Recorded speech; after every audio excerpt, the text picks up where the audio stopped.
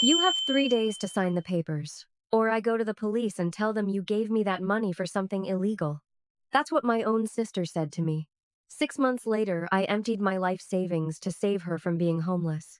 She said it flat, calm, like a grocery list, while I sat alone in the nursery I hadn't finished painting, one hand on my 8 months pregnant belly, the other shaking around a bank statement showing exactly $41. My name is Rachel. I'm 32. And up until 6 months ago, I thought I knew exactly who my little sister Megan was. She called me crying so hard I could barely make out the words. She said she was about to lose the house she'd put an offer on. She said her landlord was evicting her. She said if I didn't help her, she and her 4-year-old daughter would be sleeping in a car by month's end. So I did what any big sister would do. I drained my savings, $80,000.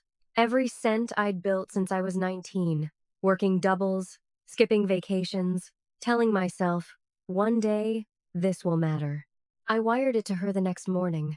I never imagined that half a year later, I'd be pregnant, broke, and blocked from my own sister's life completely. If you've ever trusted family with everything you had, stay with me, because by the end of this story, I need you to tell me honestly, am I in the wrong for believing her? For the first few weeks after I wired that money, everything felt like a movie with a happy ending. Megan sent me pictures of the house every single day. A little 3-bedroom with blue shutters and a crooked mailbox, out in a suburb about 40 minutes from where I lived. She sent me a photo of her daughter, Lily, running through the empty living room in socks, laughing so hard she fell over. She sent me a voice message crying, saying, "Rachel, you didn't just save me, you saved my daughter. I will never forget this. I will pay you back every single dollar, I promise you." And I believed her. Why wouldn't I? She was my little sister. I used to walk her to school. I used to save half my lunch money so she could buy the ice cream she liked. When our dad left, I was the one who sat with her on the bathroom floor at 2 in the morning, telling her everything would be okay. So when she called me sobbing about losing a house, of course I said yes. Of course I didn't think twice. But looking back now, there was one thing that should have warned me. Before I sent the money, I told her, "Megan, I want to do this right. Let's write up a real loan agreement, just so we're both protected." And I remember the look on her face. It wasn't hurt. It was just a flicker, gone in half a second, like she'd been caught off guard. Then she smiled and said, "Of course, Rach. Whatever makes you comfortable. I trust you completely." We signed a simple promissory note. $80,000, to be repaid within 3 years. No interest, family terms. I kept a copy. I didn't know yet how much that one piece of paper would matter. The first sign something was wrong came about 10 weeks later. I texted her to ask if she wanted to come to my baby shower, and she took 2 full days to respond. 2 days. For 6 years, Megan had never taken longer than an hour to text me back. When she finally answered, it was one line. "Things are crazy right now. I'll try." No emoji, no warmth. Nothing like her. I told myself she was just stressed. New house, new mortgage, a 4-year-old, moving is exhausting. I let it go. But then my friend Danielle, who works in real estate about 20 minutes from Megan's new neighborhood, sent me a screenshot one random Tuesday night that made my stomach drop straight through the floor. It was Megan's house, listed on the market. Asking price, $240,000 more than what she'd paid for it 6 weeks earlier. I called Megan immediately. She picked up on the 4th ring, and her voice was different. Sharper. "Why are you calling me?" she said, like I was some telemarketer bothering her at dinner. "Megan, why is your house on the market? You just bought it." There was a long pause. Then she laughed. Actually laughed. "It's my house, Rachel. I can do whatever I want with it. Since when do I need your permission?" "It's not about permission," I said, my hands shaking so badly I nearly dropped the phone. "I gave you the money to buy a home, not to flip it for profit 6 weeks later." "You gave me a loan," she snapped. "That's what you keep saying, right? A loan. Well, I haven't missed a single payment on it, have I?" So back off. Except she had. She'd missed every payment. I just didn't know it yet. I tried calling her the next morning. Straight to voicemail. I texted her. Delivered. not read. By that evening, my number was blocked entirely. Not just calls. Everything. I couldn't even see her profile picture on our family group chat anymore, because she had removed herself from it. I called our mother, panicking, 8 months pregnant, sobbing so hard I could barely get words out. And what my mother said to me next honestly hurt more than anything Megan had done. Rachel, I think you need to calm down. Megan is going through a lot right now. Maybe you're being a little materialistic about all this, considering everything she's dealing with. Materialistic. $80,000 was every cent I had. It was my daughter's college fund before my daughter was even born. It was the emergency cushion I needed with a baby on the way and a husband whose hours had just been cut at the plant. And my own mother was calling me materialistic for wanting it back. I hung up the phone with my mother and just sat on the bathroom floor. The same bathroom floor where I used to comfort Megan when we were kids. Except now there was no one comforting me. My husband Josh found me there 20 minutes later, still in my work clothes, staring at nothing. He didn't say a word. He just sat down next to me on the tile and held my hand until I could breathe normally again. That's when I realized something important. The people who are supposed to protect you don't always show up the way you expect them to. Sometimes it's not your own mother. Sometimes it's the husband who quietly starts building a case file on his laptop at midnight because he refuses to let you go through this alone. 2 days later, my Aunt Carol called me, and I actually thought, finally, someone in this family sees what's happening.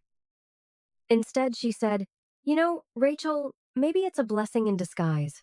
Megan finally found some stability with Trent. Maybe you should just let this go for the sake of the family. Let it go. $80,000. And I was supposed to let it go for the sake of a family that had already decided I was the problem. If you're watching this and you've ever had people twist the story so that the person who got hurt somehow becomes the villain, comment below, because I promise you, it gets worse before it gets better. That was the moment the second twist hit me, the one that changed everything. I remembered something Megan had said months earlier, back when she first called me crying about the house. She'd mentioned, almost in passing, that her fiancé, Trent, had some old debts from a rough patch a few years back. At the time, I hadn't thought much of it. Now I couldn't stop thinking about it. I called Danielle back and asked her, carefully, professionally, to pull whatever public information she could on the house sale and the buyer. What she found made my blood run cold. The house hadn't just been sold. It had been sold to an LLC, and the closing had happened only 4 days after Megan blocked my number. The proceeds, all $240,000 above what she owed, had been wired out within 72 hours to an account in another state. Megan and Trent had already changed their address on file. A mutual friend later told me they'd moved to Arizona, nearly 2,000 miles away, and Megan had gotten a new phone number the same week. This wasn't panic. This wasn't a woman drowning and making a desperate mistake. This was a plan.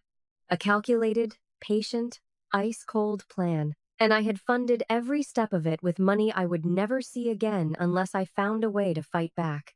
Danielle dug a little further, because by that point she was almost as angry as I was. She found out the LLC that bought the house belonged to a name I recognized instantly. Trent's business partner from a construction company he used to run. The same construction company that had quietly gone bankrupt 2 years earlier, owing thousands to contractors across 3 counties. Suddenly, the old debts from a rough patch made a lot more sense. Trent hadn't just had a rough patch. He'd left a trail of unpaid workers behind him, and Megan had known about at least some of it before she ever called me crying about losing a house. I thought about every phone call, every tearful voice message, every "I promise I'll pay you back" text, and I felt something shift inside me. It wasn't just grief anymore. It was rage, the kind that sits quiet and cold in your chest instead of loud. Because the woman who cried into the phone about her daughter sleeping in a car had, at that very moment, likely already known exactly how this was going to end. I sat with that truth for 3 days, grieving something I didn't even have words for yet. Not just the money. The version of my sister I thought I knew. The little girl I used to protect. She was gone, replaced by someone who could look me in the eye, or hear my voice shaking through a phone, and feel absolutely nothing. But here's the thing nobody in my family understood yet. I wasn't just some soft-hearted big sister who handed over cash with a hug and a prayer. I had that signed promissory note. I had bank records showing exactly when the wire left my account and landed in hers.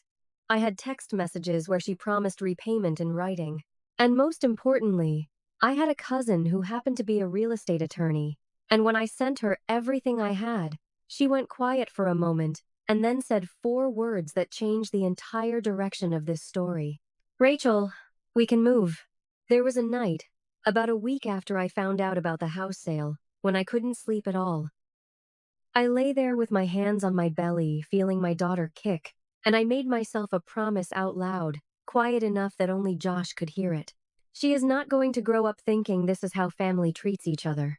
She is not going to learn that love means letting people take everything from you and calling it kindness. Josh squeezed my hand and said, "Then let's not let it slide. Let's make sure she never has to learn that lesson the hard way, because you already did." The next morning, I called my cousin Priya, the real estate attorney I mentioned earlier, the one person in my extended family who had always told it to me straight. No sugarcoating, no excuses for anyone. I sent her everything. The promissory note with both our signatures. The bank wire confirmation, time-stamped and dated. Screenshots of every text where Megan promised repayment within 3 years. No problem, I swear. The listing Danielle had found. The closing documents showing the sale price and the buyer's LLC.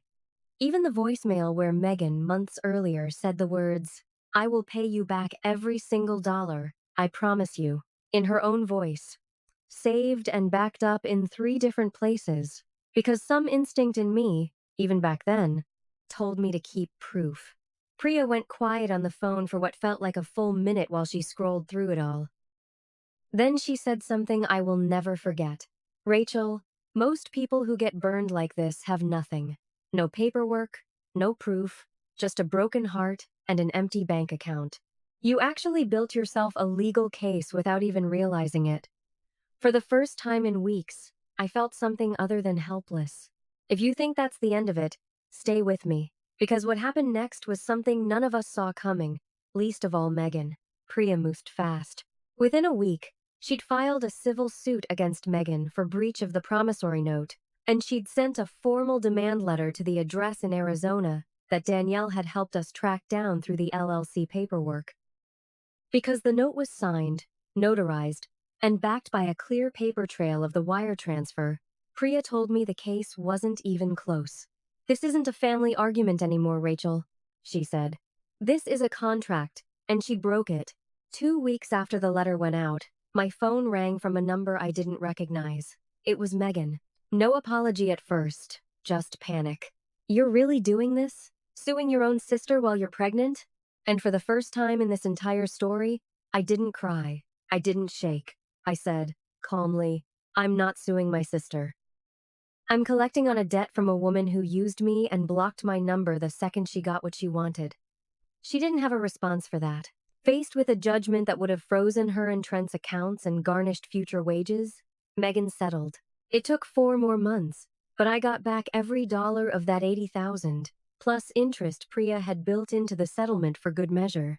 My mother, when the truth about the LLC and Trent's old debts finally came out in full, called me crying, saying she was sorry for ever doubting me. I forgave her. I'm still working on forgiving Megan. And honestly, I don't know if that day is coming anytime soon. My daughter was born 6 weeks after the settlement was finalized. I held her in my arms and thought about the promise I made that sleepless night, that she would never learn love means handing over everything and accepting silence in return. I kept that promise, not because I got lucky, but because somewhere deep down, I protected myself even while I was trying to save someone else. So here's my question for you, the one I asked at the very beginning. Was I wrong to write up that loan agreement instead of just trusting family blindly? Was I wrong to fight for my daughter's future instead of staying quiet to keep the peace? I don't think I was. But I want to know what you think. Drop a comment below and tell me honestly, am I in the wrong?